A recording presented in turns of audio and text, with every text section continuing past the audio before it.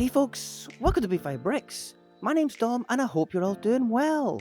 In today's video it's quite a special build, as this is a micro scale Celtic Park football stadium. My son built this on his own and I added a few things like the base it sits on, and I also helped put the logos on it, but I'm so impressed, he did a great job.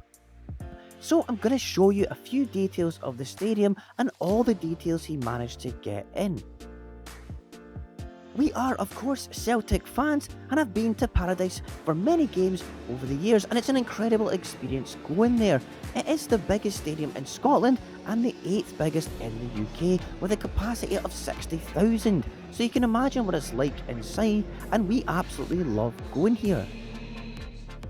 This is how it appears in real life. It has a brick coloured front section with tan coloured paving outside, and this is all part of the smaller main stand, either side of which has these big curved sections which lead into the Lisbon Lion stand on the east or the right side of the picture, which is named after the Celtic team that won the European Cup in 1967, and on the west side or the left side is the Jock Stein stand, and he was one of the best managers the club ever had.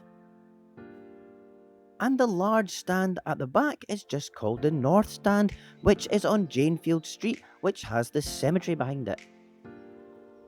My son spent a lot of time looking at photos and he really captured the shape and got all the colours spot on. The front lower section of the main stand is really well done. He did a brilliant job. The pitch is the right dimension too for the size of the stadium, and that's quite a tricky thing to get right.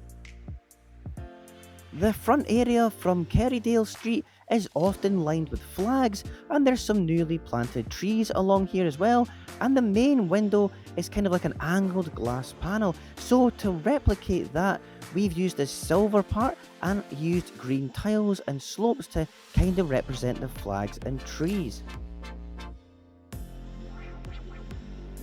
The Jock Stein stands, and in fact all the stands have these big banners and photos of players, and we can't exactly replicate that at this scale, so I got to cut out a few logos and pictures from an old Celtic magazine, and it kinda does the job. It looks pretty decent at this scale. Inside the stadium it's huge. In real life it's a really imposing feeling. I can't imagine how it could feel as an opposition player to play here. It must be really intimidating, but as a fan it's incredible and a great atmosphere, and the disco lights they've got are really cool.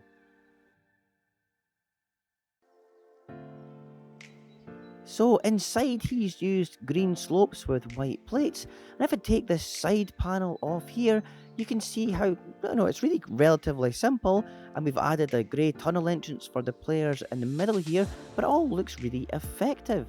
And the pitch is done with a much lighter green, and I added white lines for the goal areas and the goals themselves. It looks brilliant.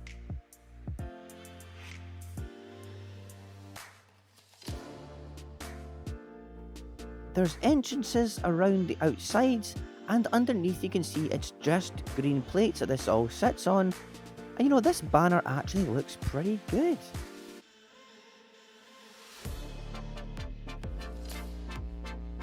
The canopy section is quite hard to do in Lego, but those antenna pieces work really well and it looks quite accurate.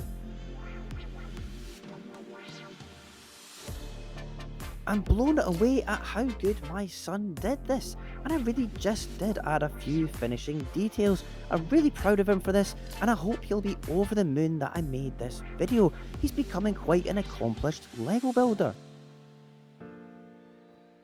And I love micro builds as it is, and I love stadiums as buildings. I think they're really interesting, from Greek amphitheatres to modern day stadiums. They're incredible feats of engineering, and to create it in Lego is actually really fun, especially when it's a team you love.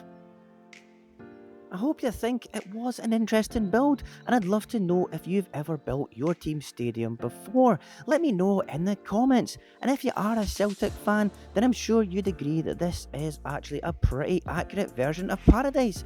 So give my son and I a big hail and a thumbs up to show your appreciation. Anyway, thanks so much for watching, and I'll catch you in the next video. Bye!